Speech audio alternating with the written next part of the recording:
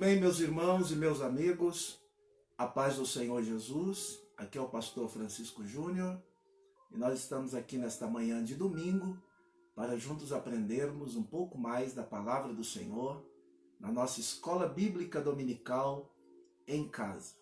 E nesse instante eu quero convidá-los a uma palavra de oração para iniciarmos o nosso estudo nesta manhã. Espero que você fique conosco até o final e eu creio que iremos aprender muita coisa boa da parte do Senhor. Oremos a Deus. Amado Deus e eterno Pai, em nome de Jesus Cristo, nosso Senhor, a nossa gratidão a Ti, pela oportunidade de poder chegar a cada lar, a cada um dos nossos irmãos, amigos, de cada pessoa que está conectada conosco nesta live, para juntos estudarmos a Tua palavra. Que a Tua bênção esteja sobre a nossa vida e que as Tuas mãos nos direcionem em tudo e que a Tua palavra encontre guarida em cada coração, no nome precioso de Jesus Cristo. Amém e amém. Muito bom dia a todos, na paz do Senhor Jesus. Você está aqui com o pastor Francisco Júnior e hoje estaremos estudando a última lição desse trimestre da Escola Bíblica Dominical. Hoje é 29 de março de 2020. Estamos aqui precisamente às 9h02. E hoje o nosso tema a ser estudado, o novo homem em Jesus Cristo. O nosso texto áureo diz assim: até que todos cheguemos à unidade da fé e ao conhecimento do Filho de Deus, a varão perfeito, à medida da estatura completa de Cristo. Efésios capítulo 4, versículo de número 13. A verdade prática diz assim: a salvação em Jesus Cristo leva-nos à perfeição espiritual, moral e ética, porque Ele, embora sendo Deus, foi o mais perfeito e completo dos seres humanos. Nós temos nesta lição de hoje, lição de número 13, o objetivo geral, que é mostrar a salvação em Cristo, que ela implica a geração do novo homem. E depois nós temos pelo menos 3 objetivos específicos. Primeiro, apresentar o nascimento do novo homem. Segundo, explanar a justificação do novo homem. E terceiro, enfatizar a santificação do novo homem. Então esses são os nossos objetivos para o nosso estudo de hoje na Escola Bíblica Dominical. E você pode pegar a sua lição aí, a sua Bíblia, pegar um papel, caneta, para poder fazer as anotações importantes, pois às vezes olhamos para este tema da Escola Dominical e muitas vezes estudamos aquilo que é o básico, só aquilo que está na revista, nos tópicos, e todo professor ele precisa ir um pouco além. Ele precisa buscar um pouco mais, ele precisa contribuir com um conteúdo maior para os seus alunos. E eu creio que nesta manhã nós iremos caminhar aqui e aprender algumas coisas importantes, porque a despeito de parecer um tema fácil, uma lição fácil, esse tema ele é muito rico e muito complexo. Basta buscarmos um pouquinho mais que você verá a quantidade de pensamentos, de posicionamentos através deste tema tão importante quando se fala de novo nascimento ou regeneração, quando se fala de justificação e também de santificação. São doutrinas básicas da nossa fé cristã que nós precisamos compreendê-las. E eu quero levar você a esta compreensão nesta manhã, estudando junto a Escola Bíblica Dominical em nossa casa. Então a nossa introdução, ela inicia-se com uma pergunta: é possível alcançar a perfeição espiritual nesta vida? O que você acha? É possível? Sim ou não? O comentarista, ele acaba deixando bem claro que não é possível. Do ponto de vista humano, é impossível alcançar a perfeição nesta vida. Mas quando eu estava estudando, também depois de algumas pessoas discutindo na internet, debatendo, pessoas que perguntaram sobre Enoque e Elias, cuja Bíblia vai dizer que Enoque era um homem tão reto diante da presença de Deus que Deus o tomou para si. Elias também foi outro que não provou a morte e foi tomado por Deus. E a Bíblia vai dizer que esses homens eram homens cujo mundo não era digno deles pela sua retidão, pela sua vida. Mas e aí? Esses homens foram perfeitos aqui? É claro que não. Todo homem que tem a natureza do pecado em si, ou seja, todos os homens, se torna impossível eles chegarem à perfeição espiritual. Ainda que este seja o nosso foco, o nosso objetivo, a nossa meta na caminhada cristã, olhando para Jesus como o homem perfeito, como Deus perfeito, para podermos um dia alcançarmos a perfeição e a estatura do Filho de Deus. E a Bíblia vai deixar bem claro que, à luz das Escrituras, constatamos que a perfeição não somente é possível, como também desejável e requerida por todo aquele que professa o nome de Deus. Porém, ela somente é possível por meio de Jesus Cristo, onde a velha natureza renasce para a vida eterna. Ou seja, depois o comentarista vai desenvolver e desdobrar este pensamento, dizendo que esta perfeição só será possível quando alcançarmos a estatura de varão e de varoa perfeito em Cristo. Então, no ponto 1, nós iremos ver aí o nascimento do novo homem. No Evangelho, segundo escreveu João, capítulo de número 3, onde está a nossa leitura bíblica em classe, que eu não irei ler para não tomar muito tempo, e não é o objetivo aqui ficar lendo esses versículos todos, mas vamos comentar e trabalhar esses versículos de forma bem clara. E diante disso, eu quero levar a você a pensar naquilo que Jesus conversou com Nicodemos, renomado mestre da lei, que disse bem claro para ele, quando ele foi procurar Jesus à noite, ter Jesus à noite, talvez por não querer se expor, talvez por constrangimento, talvez por precaução, ele foi ter com Jesus de noite e disse: Rabi, sabemos que és vindo da parte de Deus, porque ninguém pode fazer os milagres que tu fazes se não vir de Deus.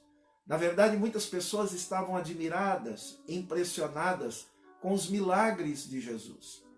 E Nicodemos foi mais um desses que também ficou impressionado e queria conhecer Jesus mais de perto. E aí a Bíblia vai deixar bem claro, em João capítulo 3, que Jesus faz uma digressão diante dos elogios e também das atribuições que Nicodemos havia feito ao Senhor, e Jesus deixa bem claro, dizendo a ele: olha, vamos direto ao ponto, é o que Jesus estava dizendo.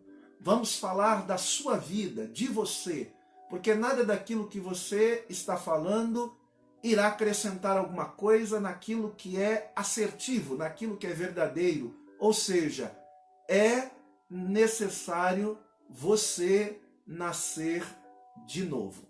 O novo homem, diz João capítulo 3, não é gerado da carne e nem do sangue, e nem da vontade do homem, mas de Deus, gerado da água e do Espírito, como o texto de João capítulo 3 assim nos instrui. Jesus aqui está dizendo a Nicodemos que para entrar ou para ver o reino de Deus é necessário nascer de novo. Jesus não estava sendo indelicado, Jesus não estava sendo grosso, ele estava apenas confrontando o pecado de Nicodemos. E uma das coisas que nós não queremos fazer hoje como líderes, como pastores, é confrontar o pecado com a verdade da palavra de Deus. Nós, digo no geral, com as suas exceções, mas nós, no geral, somos muito tendenciosos, quando muitas vezes queremos facilitar, atenuar a entrada das pessoas ao reino de Deus, através de facilitações, através de manobras, e muitas vezes nos tornamos especialistas em criar atalhos para que as pessoas entrem no céu ou façam parte do reino de Deus. John MacArthur escreveu um livro muito bom quando ele fala da sociedade sem pecado, que muitas vezes hoje os líderes, os pastores, a igreja evangélica está trabalhando de uma forma em que parece que a sociedade não é pecadora e há a vitimização do pecador. O pecador, ele deixa de ser um transgressor, um pecador diante de Deus, para querer se passar por vítima. E também um grande escritor, Dietrich Bonhoeffer, falou sobre este tipo de evangelho pregado, que é o evangelho da graça barata. Ou seja, o evangelho sem cruz, o evangelho sem verdade, o evangelho sem renúncia, o evangelho sem conversão e transformação de vida, e no fim é um evangelho sem Cristo, sem Jesus. Por isso que ele usa essa expressão da graça barata, porque as pessoas estão tentando baratear a graça, barganhar com a graça, e apresentam um tipo de evangelho que não transforma a vida do pecador, do ser humano. E por isso que Jesus deixa bem claro a Nicodemos, quando ele diz, é necessário nascer de novo. A condição proposta pelo Evangelho continua sendo a mesma. É necessário nascer de novo. A porta continua estreita. O caminho continua estreito ou apertado. A mensagem é a mesma e nós não podemos mudar e nem alterar a mensagem bíblica. Ao ler o texto de início, parece que Nicodemos não está entendendo aquilo que Jesus está falando sobre regeneração, sobre o novo nascimento, sobre o despertar espiritual de uma alma que estava morta. Principalmente para alguém como Nicodemos, que acumulava méritos dentro da sua perspectiva diante de Deus, sendo um bom fariseu, sendo um guardador das tradições cerimoniais, sendo um homem eminentemente ético, que provavelmente fazia parte do sinédrio como um senador, como homem da alta classe espiritual de Jerusalém, que fiscalizava a vida moral, ética e espiritual das pessoas. Esse homem tinha tudo para ser um bom cristão. E certamente se Nicodemos se apresentasse hoje nas igrejas, nas religiões, ele seria recebido de braços abertos pelos seus qualificativos. Todavia, Jesus diz a ele, é necessário nascer de novo. Por isso, o ponto 1, nascidos não do sangue e nem da carne. No início do Evangelho de João, o apóstolo nos ensina que o novo homem em Cristo é, antes de tudo, uma criação espiritual.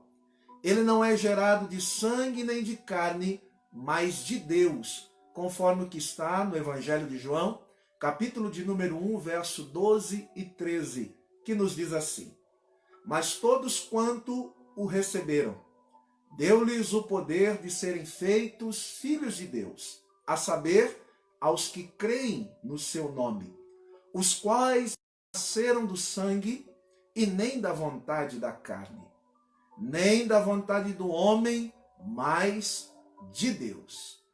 Mesmo nós, sendo pecadores, o novo nascimento é possível através dos méritos de Cristo, tratado como o segundo Adão.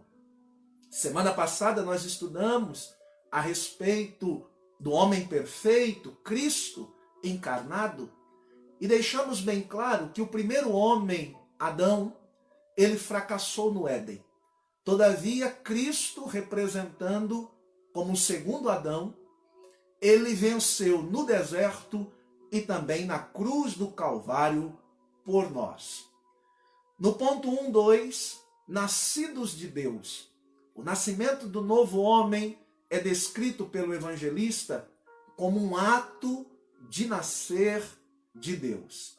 Isso implica a aceitação pela fé do plano de salvação que o Pai Celeste elaborou bem antes da fundação do mundo, conforme Apocalipse capítulo 13, versículo de número 8, onde fala do Cordeiro de Deus que foi morto antes, ou algumas expressões, desde a fundação do mundo. Deus não foi pego de surpresa pelo pecado. Diferente do que alguns acabam pregando ou divulgando nas suas mensagens, fazendo todo aquele teatro sensacionalista, dizendo que quando o homem pecou, Deus fez uma reunião no céu, perguntou para o Filho, perguntou para o Espírito Santo, e agora, o que iremos fazer? Parece a mensagem do Chapolin Colorado. E agora, quem poderá nos ajudar? Não, Deus não foi pego de surpresa. Deus é conhecedor de todas as coisas antes que elas mesmas existam. E Deus não teve que fazer um plano B. Pelo contrário, Deus já sabia que o homem iria desobedecer e cair. Tanto é verdade que o plano soterológico de Deus já foi preparado pelo Senhor antes mesmo da fundação do mundo. E é muito importante quando nós falamos sobre esses aspectos, porque ser uma nova criatura em Cristo depende de compreender e entender todos esses aspectos. Quando Paulo escreve em 2 Coríntios 5,17, ele diz: aquele que está em Cristo, nova criatura é. As coisas velhas se passaram, eis que tudo se fez novo. Assim como Gálatas capítulo 6, verso de número 15, também fala da importância de ser nova criatura. Pois ser nova criatura é o auge do novo nascimento para este novo homem, cujo nascer de Deus faz com que ele se torne filho de Deus pela fé. Olha o que diz o Evangelho de João, capítulo de número 1, verso de número 12. Mas a todos quanto o receberam, deu-lhes o poder de serem feitos ou chamados filhos de Deus, a saber, os que creem no seu nome. Então é muito importante entender o novo nascimento como primeiramente um ato de fé, de acreditar, de entregar a sua vida a Cristo Jesus. Pois este é o verdadeiro nascimento espiritual, aqueles que são nascidos de Deus. E nós veremos com mais detalhes isso mais à frente. Mas o comentarista também, no ponto 1.3, ele fala sobre nascidos da água. E no ponto 4, que eu quero comentar juntamente, ele fala sobre os nascidos do Espírito. E é muito importante nós atentarmos para aquilo que o comentarista escreve. E eu quero chamar a sua atenção para que você redobre a sua atenção agora a respeito daquilo que ele escreve. Ele diz assim: o batismo em águas só tem efeito salvador quando recebido pela fé. E ele cita o texto de Marcos 16:16, que diz assim: quem crer e for batizado será salvo. Quem, porém, não crer será condenado. O que você acha dessa expressão? Você concorda com ela? Você acha que essa expressão é correta? O batismo em águas só tem efeito salvador quando recebido pela fé. E eu quero fazer uma colocação aqui, uma correção muito importante, que talvez o professor precisa também atentar isso na sua revista. Por mais que nós tenhamos uma casa publicadora, com pessoas gabaritadas que trabalhar com a Bíblia, com o Evangelho e com doutrinas bíblicas é sempre um desafio muito grande, porque muitas vezes, sem perceber, nós podemos criar uma doutrina errada. E essa expressão aqui, o batismo em águas, só tem efeito salvador quando recebido pela fé, é um problema seríssimo doutrinário. Por quê? Porque, biblicamente falando, isso aqui é uma heresia. Porque ninguém, através do batismo, poderá ser salvo. Ou o batismo não tem, em hipótese nenhuma, poder salvífico. Pelo contrário, o batismo é um ato bíblico, um mandamento bíblico, que Jesus cumpriu na sua vida, mas ele é um aspecto simbólico do novo nascimento. Daquele que, ao professar a Cristo como Senhor e Salvador, e agora ser salvo em Cristo Jesus, ele deseja cumprir a palavra e ser batizado. E o batismo é um testemunho público da sua nova vida e da sua fé em Cristo. Portanto, o indivíduo já nasceu de novo, ele já está salvo. Significa dizer que batismo é para quem é salvo e batismo não é para salvar ninguém. Porque se pensássemos desta forma, nós criaríamos uma heresia bíblica e prejudicaríamos a doutrina bíblica. Porque alguns entendem que quando se fala de João 3:16, nascer da água e do Espírito, ou esse texto de Marcos, está falando sobre a regeneração pelo batismo nas águas. O batismo não tem poder regenerador e ele não tem poder de salvação. Batismo é um símbolo. Batismo é uma manifestação pública da sua nova vida em Cristo. Ou seja, quando eu sou batizado, mergulhado nas águas, aquilo é um símbolo de purificação, um símbolo do novo nascer, do novo viver em Cristo. Mas isso não significa que após o batismo eu passo a ser salvo ou passo a ter nova vida. Pelo contrário, nós só batizamos aqueles que já são salvos, aqueles que já professaram a Jesus como Senhor e Salvador. Então fica aí esta correção importante no ponto 1.3 e também junto com o ponto 1.4 para poder entendermos aqui. Porque caso fosse desta forma, o batismo recebido pela fé, tendo poder de salvação, ele anularia a cruz de Cristo. Nós teríamos uma anulação da cruz de Cristo, conforme Gálatas 2:21, que diz que a gente não pode anular a graça, pois se a justiça provém de obra ou da lei, segue que Cristo morreu debalde, ou morreu à toa, ou morreu em vão. Ou seja, nenhuma obra, nenhum aspecto da lei, nada que o homem faça possa emendar ou acrescentar o sacrifício de Cristo na cruz do Calvário.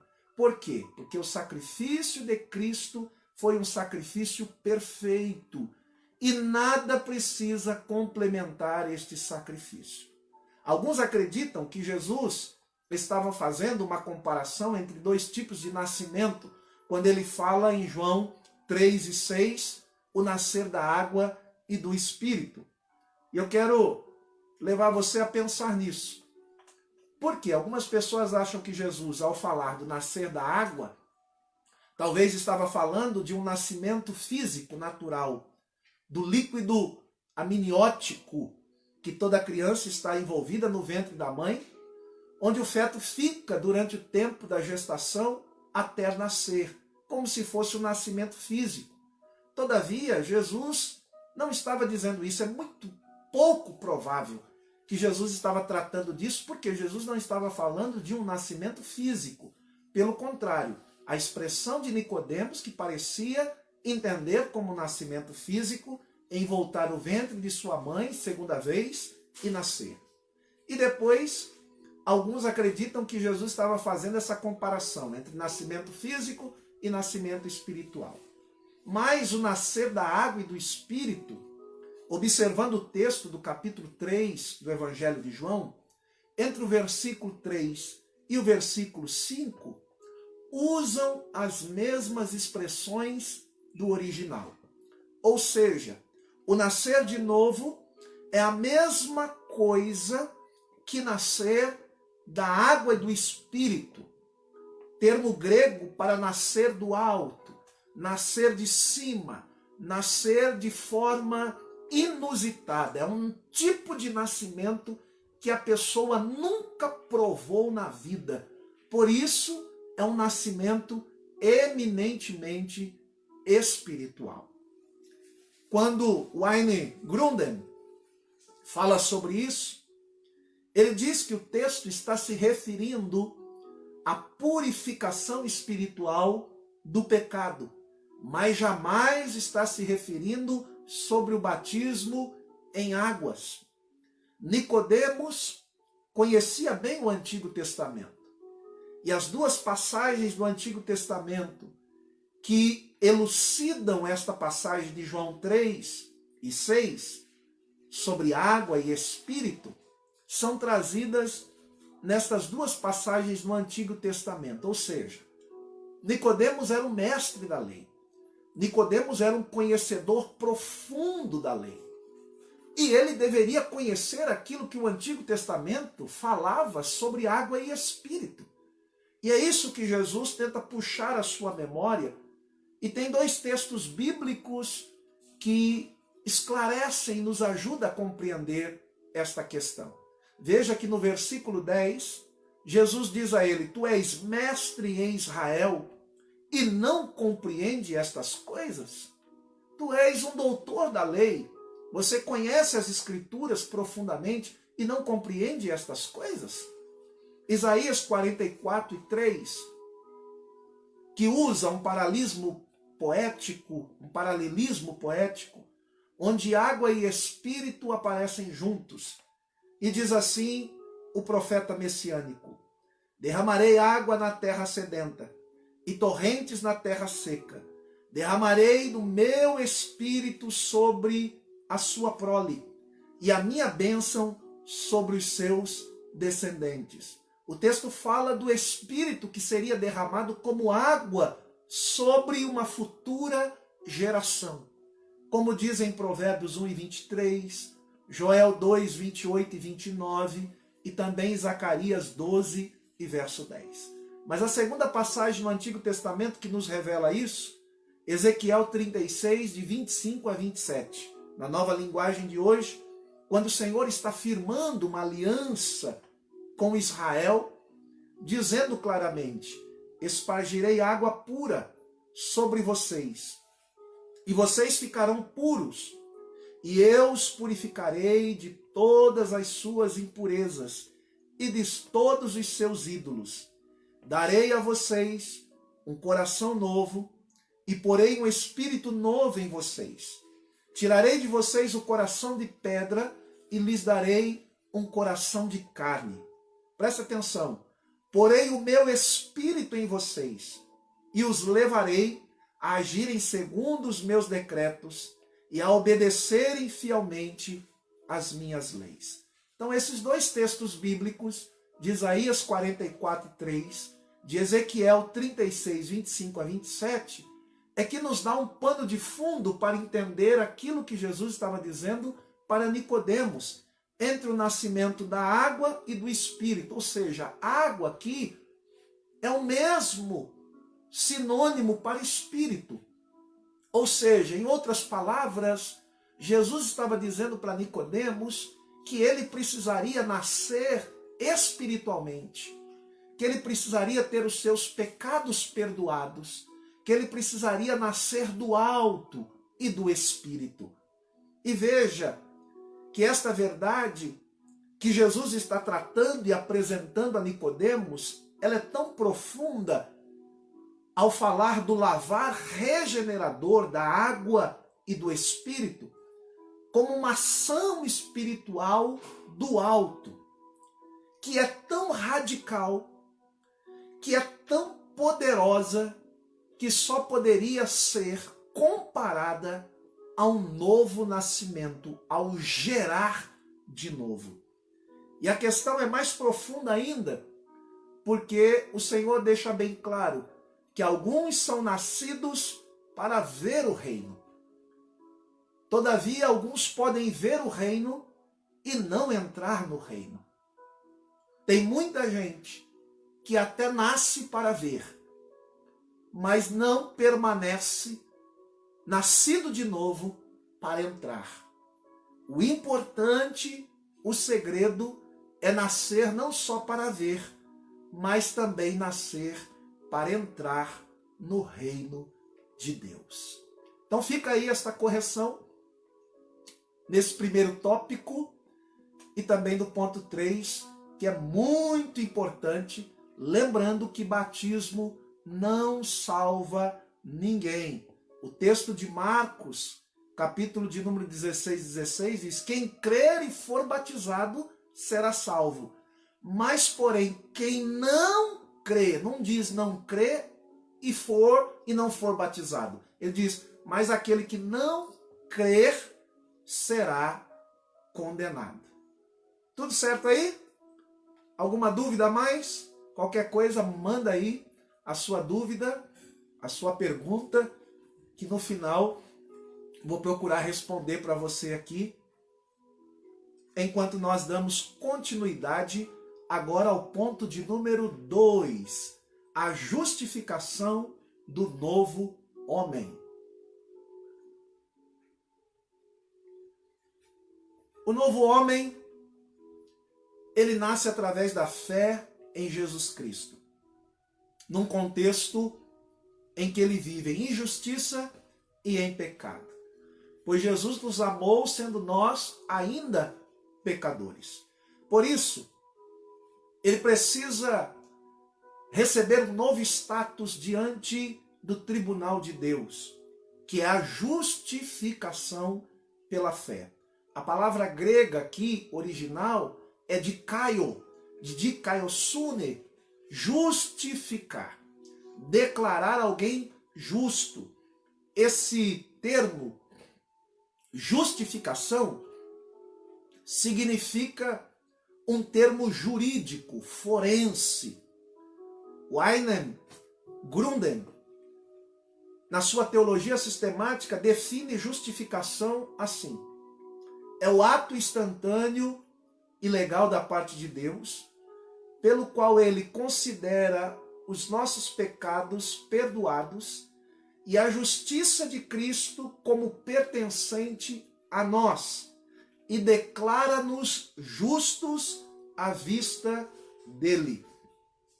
A justiça de Cristo, ela é imputada a nós, porque mesmo sendo pecadores, ao ser justificado, nós não somos justificados pelas nossas obras ou os nossos méritos, mas através da justiça de Cristo que é imputada a nós. Romanos capítulo de número 4, verso de número 3, diz assim: Abraão creu em Deus, e isso foi-lhe imputado para justiça. O verbo imputar significa atribuir a responsabilidade ou a culpa a alguém. E é por isso que Cristo assumiu esta responsabilidade por nós, por essa imputação da justiça dele a nós no lugar da nossa condenação. Primeiro, quando Adão pecou, sua culpa foi imputada a nós. Por isso Paulo diz que todos pecaram. Segundo, quando Cristo sofreu e morreu pelos nossos pecados, o nosso pecado foi imputado a Cristo. Por isso, no lugar da nossa condenação, ele assumiu o nosso lugar para morrer por nós. Isaías 53, verso 5 diz assim: Mas ele foi traspassado pelas nossas transgressões, e moído pelas nossas iniquidades. E o castigo que nos traz a paz estava sobre ele, e pelas suas pisaduras fomos sarados. Ele assumiu o nosso lugar. A nossa culpa foi imputada a Cristo. E em terceiro, como a morte de Cristo, a sua justiça foi imputada a nós. No lugar da nossa condenação, Deus vê a justiça do Filho dele em nós. E ele então nos considera justificados, justos, pelos méritos de Cristo. John Murray faz uma importante distinção entre regeneração e justificação. A regeneração é o ato de Deus em nós, dando nova vida e nos fazendo nova criatura, nos dando um novo nascimento. Agora, a justificação é um julgamento de Deus a nosso respeito, declarando-nos justo, inocente, sem culpa aos seus olhos, através dos méritos de Cristo. Por isso ele usa essa expressão tão importante, que é a expressão do status novo de justiça. Ou seja, Cristo, ao morrer por nós, imputou a sua justiça a nós, e por isso, no lugar de condenado e transgressor, condenado à morte eterna, ele nos deu vida eterna e agora nos fez justos. Por isso que o ponto 2.1 fala da inutilidade da justiça humana. Ou seja, nossas obras, ainda que boas e aparentemente meritórias, não nos salvam e nem nos justificam diante de Deus. Quando Paulo escreve a sua carta aos Efésios, capítulo 2, verso 8 e 9, ele diz: pela graça sois salvos, por meio da fé. Isto não vem de vós, é dom de Deus, não vem das obras, para que ninguém se glorie. Em outras palavras, Paulo está dizendo que nenhuma obra que eu e você realizamos ou que pudéssemos fazer poderia nos salvar. Quando nós olhamos para a Bíblia Sagrada, nós vemos o capítulo 10 de Atos dos Apóstolos, que conta a história de um homem muito piedoso chamado Cornélio. E Cornélio era um homem que orava, Cornélio era um homem que exercitava a sua fé, Cornélio era um homem que ajudava as pessoas, ele era um homem eminentemente piedoso. Um homem que você, ao olhar para ele, falava: esse homem está salvo. Porque as suas esmolas, a sua piedade chegava aos céus, usa a Bíblia essa expressão. Chegava diante de Deus. Tanto que Deus envia um anjo, dá uma revelação a Cornélio, e pede para que ele chame Pedro, o apóstolo Pedro, numa cidade vizinha, para poder lhes falar algo da palavra de Deus. Veja que Cornélio tinha todos os predicados de alguém que anda corretamente, de alguém que é piedoso, de alguém que exercita a fé, de alguém que dá esmola, de alguém abençoador, mas isso não é condição para alguém ser salvo, porque ninguém pode ser salvo pelas suas obras. Talvez você pode dizer, olha, eu sou um bom pai, uma boa mãe, eu sou trabalhador, eu sou honesto, pago os meus impostos, faço tudo direitinho. Isso não é condição para ser salvo, porque a salvação é um presente de Deus para nós.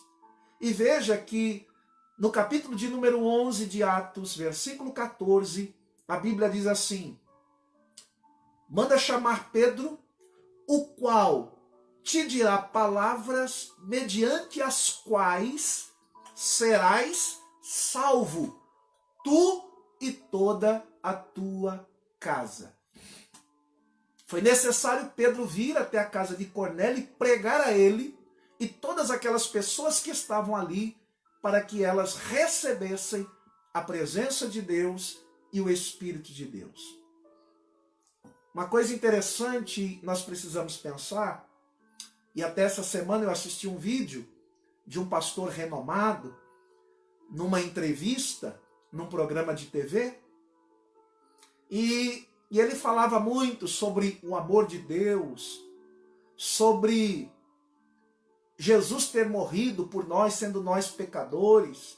Então ele começou a falar sobre uma série de coisas que ele concordava, com o homossexualismo, com o casamento entre duas pessoas do mesmo sexo, que ele concordava com a lei do aborto e daí por diante.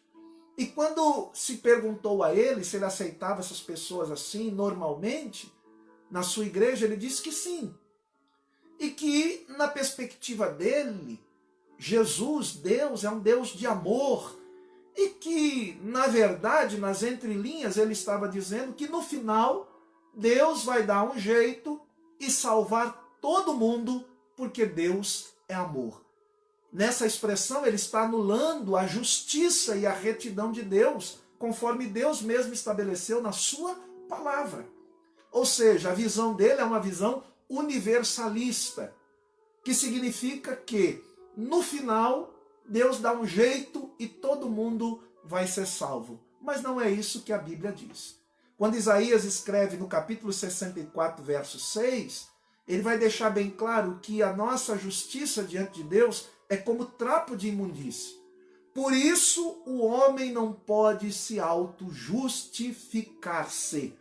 Pelo contrário, a justificação só vem por meio da fé em Jesus Cristo, no sacrifício de Cristo, naquilo que Cristo fez por nós. É o que Paulo diz em Romanos 5 e 1. Justificado, pois, mediante a fé, temos paz com Deus, por meio de nosso Senhor Jesus Cristo. A partir disso, o novo homem passa a ter um novo status jurídico perante Deus. De condenado, ele passa a ser justo, pela obra expiatória de Cristo, pelos méritos de Cristo.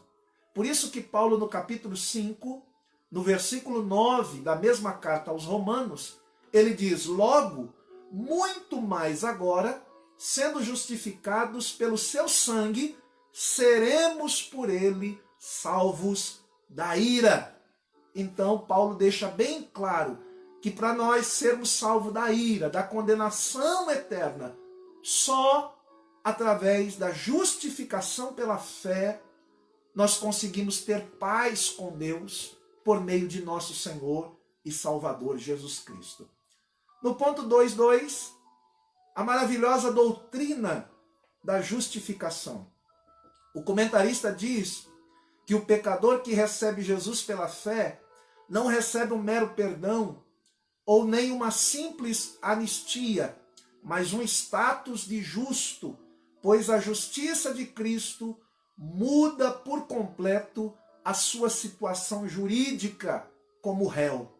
Ele passa de réu para ser alguém justo aos olhos de Deus, conforme 1 Coríntios 6, de 9 a 11.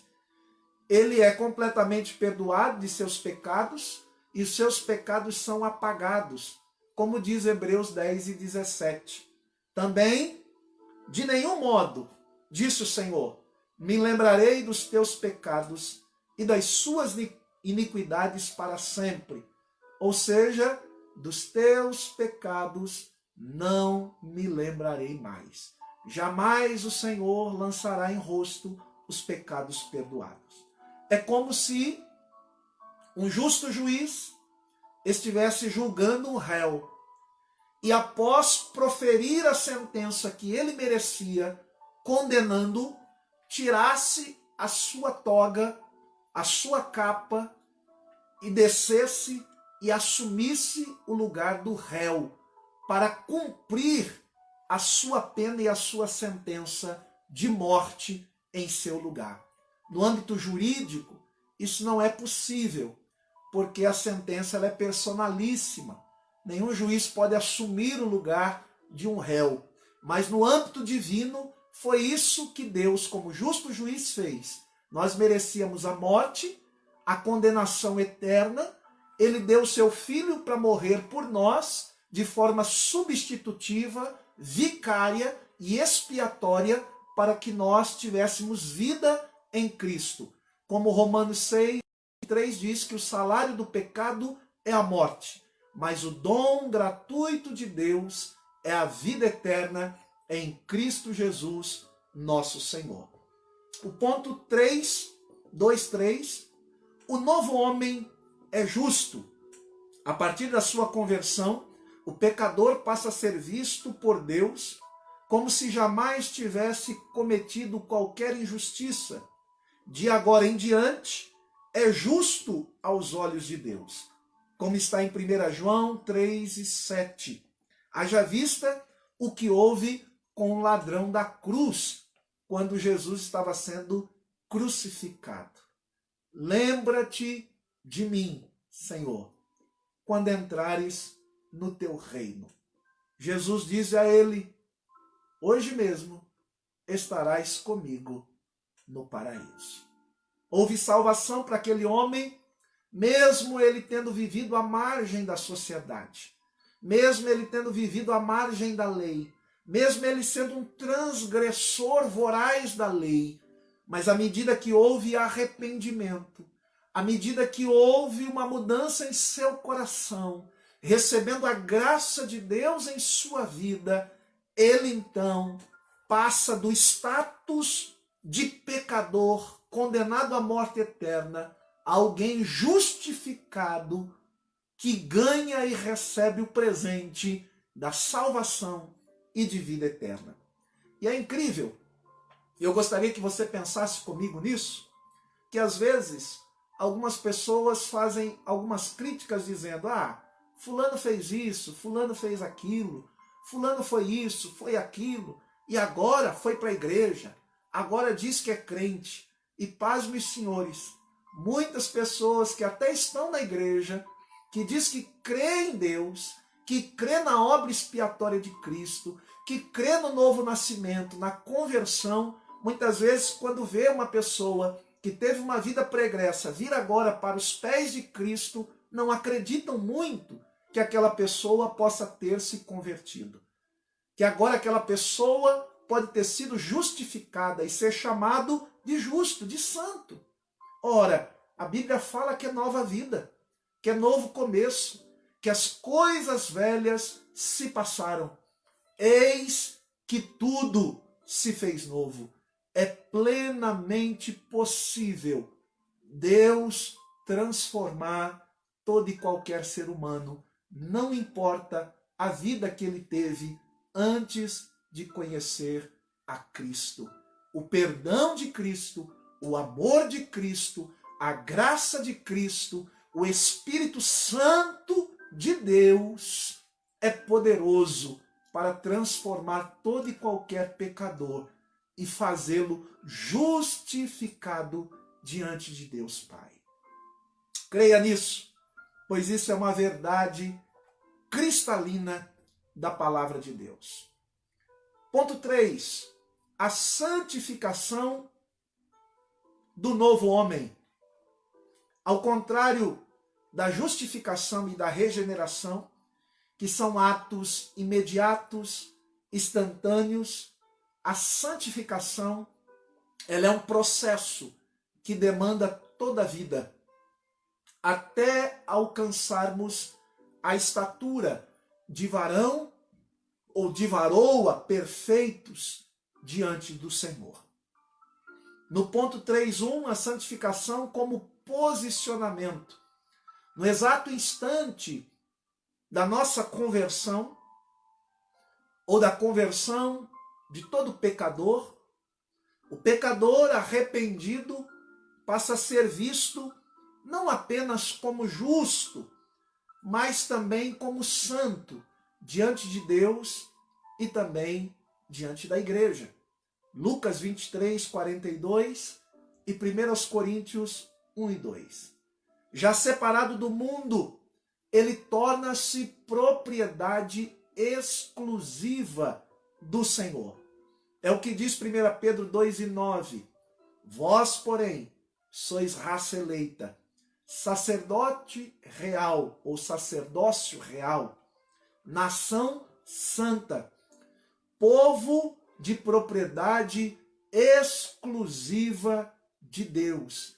Fala de posicionamento, ou seja, esse indivíduo, ao receber a salvação, ao se converter, ao nascer de novo, ele recebe um novo posicionamento em Deus, agora como santo, embora ainda esteja no processo de santificação. Ou seja, somos santos não em absoluto como Deus é.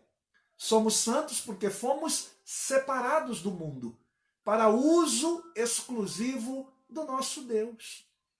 Por isso a nossa vida agora é uma vida separada. Qual a diferença nossa das pessoas que estão no mundo? Todos nós somos pecadores. Todos nós temos a natureza do pecado, mas a diferença é que nós somos pecadores arrependidos, pecadores convertidos, pecadores justificados e santificados pelo Senhor. E todos aqueles que creem no seu nome também podem desfrutar disso. Então é muito importante nós entendermos estas questões. Às vezes parece simples falar da conversão, do novo nascimento, que também tem como palavra sinônima a regeneração, porque a dificuldade é entender o momento que essas coisas acontecem, qual o momento que se dá a fé salvadora, qual o momento que acontece esta justificação ou esta regeneração. Por quê? Por ser um ato espiritual, isso pertence a Deus, e só Deus conhece e sabe o momento certo de realizar isso. Através da pregação do Evangelho, da sua palavra, a fé é gerada nos corações, e quando uma pessoa abre o coração, os maiores estudiosos na área de teologia sistemática, tratando esse tema da soterologia, eles vão dizer claramente que vem, em primeiro lugar, esse aspecto da regeneração, onde acontece a conversão e a justificação numa fração de tempo que nós não conseguimos estabelecer, porque isso é uma ação unilateral da parte de Deus. E depois, então, ele vai dizer que vem a reação a isso que Deus faz, como evidenciando as evidências dessa regeneração ou desta fé salvífica, onde o indivíduo começa a demonstrar esta mudança ou este novo nascimento, esta conversão em sua vida. Agora, esses atos pertencem a Deus. Na conversão, dentro da perspectiva assembleiana, nós somos tocados pela palavra, convencidos pelo Espírito e tomamos a atitude de confessar, de crer no Senhor, de confessar a Cristo como Senhor e Salvador, e aí então o Senhor vem e realiza esta obra. Mas quando se fala no aspecto da santificação, a santificação é algo desenvolvido, é algo que é um processo na nossa vida que nós precisamos dedicar a Ele. A santificação é a vontade de Deus no novo homem. Quando a gente olha aqui para esse tópico, o novo homem em Cristo, ainda que seja visto como santo, e realmente terá que submeter a um longo e disciplinado processo de santificação, até que venha alcançar a estatura do Filho de Deus, a estatura de varão e varoa perfeito, como nós já lemos no início desta aula em Efésios 4:13, até que todos cheguemos à unidade da fé, ao pleno conhecimento do Filho de Deus, à perfeita varonilidade, à medida da estatura da plenitude de Cristo, como varão e varoa perfeito. A pergunta na introdução era esta: podemos ser perfeitos aqui nessa terra? Não.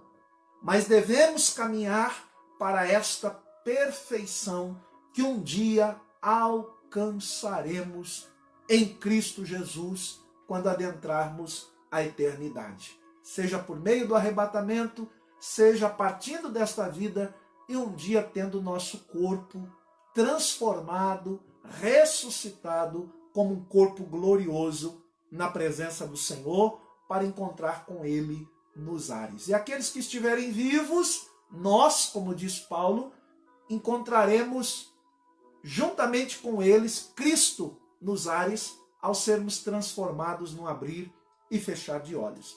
Quanto mais nos santificamos, mais parecido nos tornamos com o Senhor. Esta é uma verdade. A santificação é a vontade de Deus no novo homem, diz o ponto 3:3. O novo homem é impossível sem o processo de santificação. Ora, Hebreus capítulo 12, versículo de número 14, deixa bem claro: seguir a paz com todos e a santificação, sem a qual ninguém verá ao Senhor. Quanto mais nós nos santificamos, repito, mais parecidos nos tornamos com o Senhor Jesus, porque somos os seus imitadores, diz Paulo em 1 Coríntios capítulo 11, verso 1. Logo, devemos ver a santificação como a vontade suprema de Deus para a nossa vida. Ou seja, Deus deseja que eu e você sejamos santos. A Bíblia Sagrada deixa bem claro que nós devemos ser santo como Ele é santo. E isso é um processo que dura toda a vida. Nós precisamos investir nisso, com a leitura da palavra, com a oração, com a vida consagrada, cada dia fazendo investimentos para que tornemos mais parecidos com Cristo, para que o caráter de Cristo seja gerado em nós e nós possamos ser santos como Ele é santo. Olha o que Paulo diz em 1 Tessalonicenses 4:3. Pois esta é a vontade de Deus, a vossa ou a nossa santificação, que vos abstenhais de toda forma de corrupção, de prostituição. Então esta é a vontade de Deus para nós, a nossa santificação. Todavia, se pecarmos, o sangue de Jesus Cristo nos purifica de todo pecado. Que a igreja de Cristo, diz aqui o comentarista, no final do ponto 3, volte a pregar com mais instância e urgência a doutrina da santificação. Como eu disse anteriormente, muitas pessoas hoje não têm coragem de pregar a palavra e a verdade, não têm coragem de tratar o pecado do pecador, não têm coragem de confrontá-lo com a verdade e prefere deixar ele ali entre os outros. É melhor estar na igreja do que estar no mundo. Tá, isso é uma verdade. Mas não adianta ficar na igreja também se não for confrontado com a verdade. Se o seu pecado não for tratado, para que ele possa se converter a Cristo, abandonar o seu pecado e as suas práticas pecaminosas, para que ele possa ter nova vida, para que ele possa nascer de novo e viver esse processo de santificação. Que ele possa cada dia se libertar dos seus problemas, das suas dificuldades, das suas mazelas, das suas iniquidades, para viver em santidade diante de Deus. Por quê? Porque não adianta também ele continuar vivendo no pecado, não ter o seu caráter e a sua vida mudada, e estar na igreja, Jesus vir e ele ficar. Então não adianta. É uma responsabilidade de nós líderes e pastores pregarmos a palavra como ela é. E a palavra que Jesus deixou para Nicodemos é a mesma palavra que ele deixa para nós. É necessário nascer de novo. Da água e do Espírito, nascimento espiritual, nascimento do alto, o nascimento que transforma e muda todo e qualquer pecador para que ele tenha o seu nome escrito no livro da vida.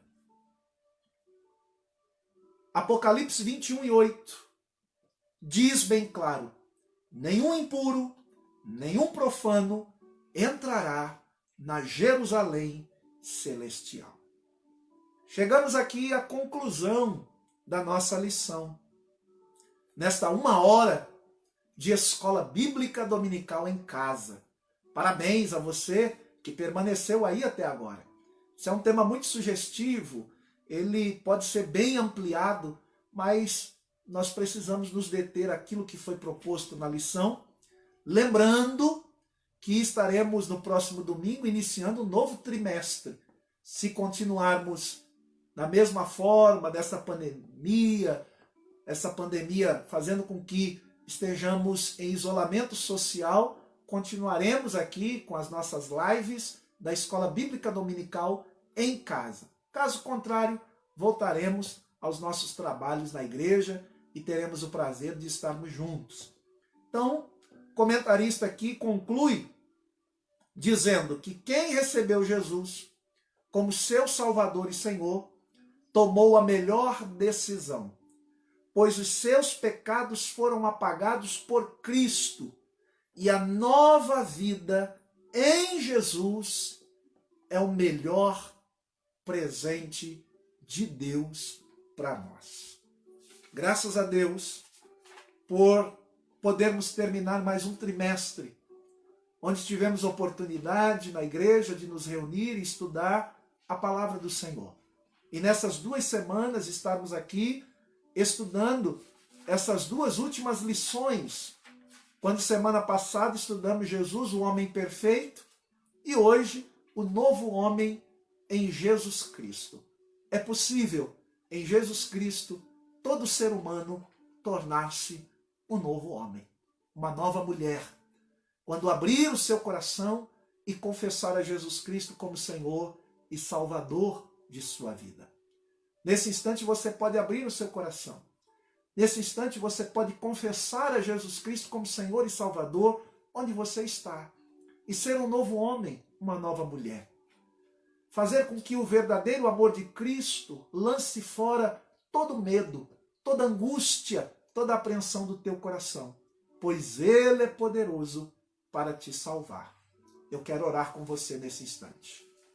Senhor, meu Deus e Pai, em nome de Jesus, somos agradecidos a Ti, pela Tua graça, pela Tua bênção, pela oportunidade de estudarmos mais uma lição, encerrando esse trimestre.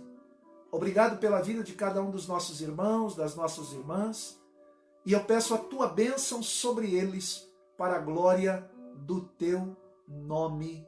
Aqueles que estão se entregando a Ti como Senhor e Salvador ou retornando, os abençoe também para a glória do Teu nome. A nossa oração em nome de Jesus. Amém e amém. Deixa eu olhar aqui se chegou perguntas.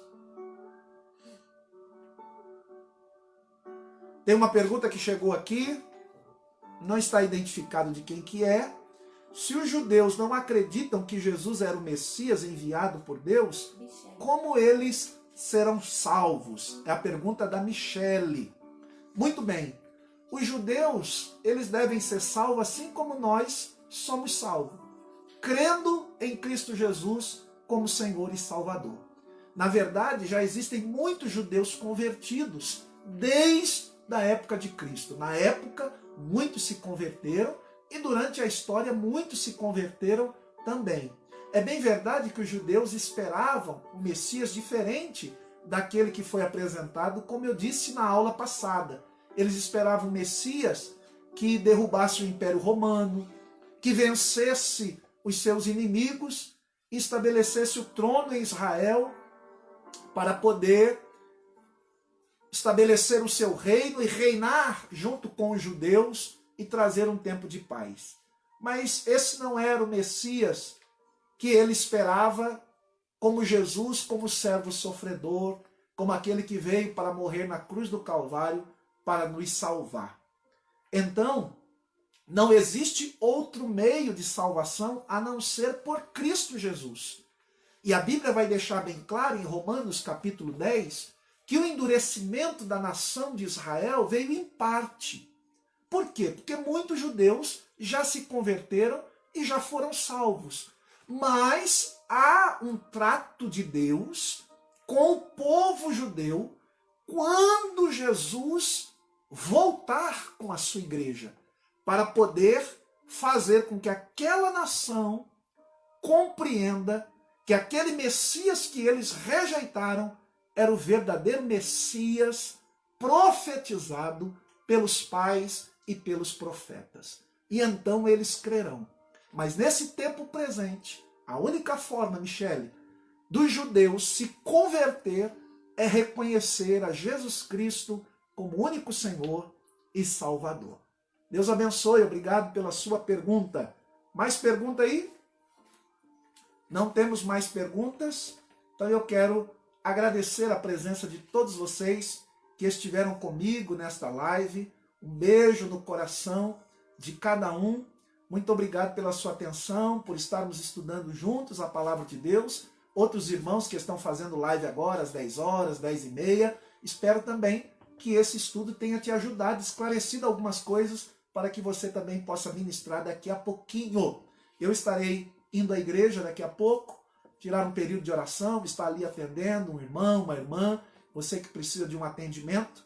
E à noite, não esqueça que nós teremos a live do nosso culto e convidamos você e toda a família para estar ligado conosco. Um beijo no teu coração e nunca esqueça, acreditar é essencial, mas ter atitude é o que faz a diferença. Deus te abençoe e te guarde. Deus faça resplandecer o seu rosto sobre ti, tenha misericórdia de ti e te dê a paz. Até a próxima, querendo Deus.